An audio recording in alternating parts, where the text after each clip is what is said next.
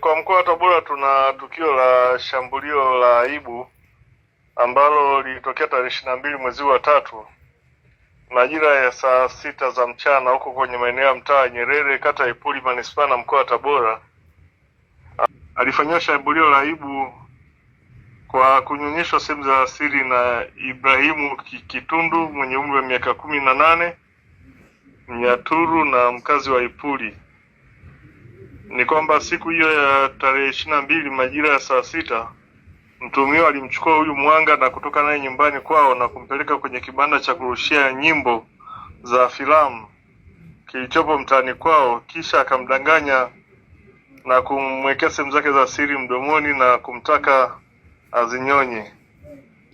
Mwanga alifanya kama alivyoelekezwa na baadaye alimwacha. Hata hivyo, walipomuona akiwa anamchukua mtoto huyo walimfuatilia na kumkuta Mwanga akiwa ndani ya kibanda hicho huko akiwa anatapika. Katika mahojiano, mtuhumiwa amekiri kufanya kitendo hicho na anaeleza kwamba alishawishiwa na msanii mwenzake ambaye ni mwanamke kwenye kikundi cha kuigiza kinachoitwa Nyanyembe Film ili kutimiza masharti ya mganga ambaye aliwataka kupaka dawa na baadaye wakutane kimapenzi na kisha kwenda kumnyonyesha mtoto wa kiume, na waliahidiwa kwamba watapata mafanikio kwenye shughuli zao kama watafanya hivyo.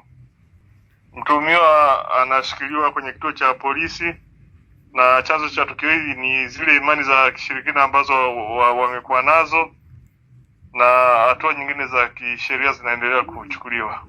Mimi nishukuru jamii kwa kutupa ushirikiano na kuweza kumkamata mtuhumiwa huyu. Niombe jamii ya Wanatabora kuendelea kutupa ushirikiano, kwa pamoja tukemee matukio ya ukatili, tuhakikishe kwamba wale wanaothubutu kufanya wanachukuliwa hatua, na hii itakomesha matukio haya kwenye jamii, kwa maana kwanza jamii inatakiwa kuyakataa na kwa pamoja tutaweza kukomesha matukio ya ukatili.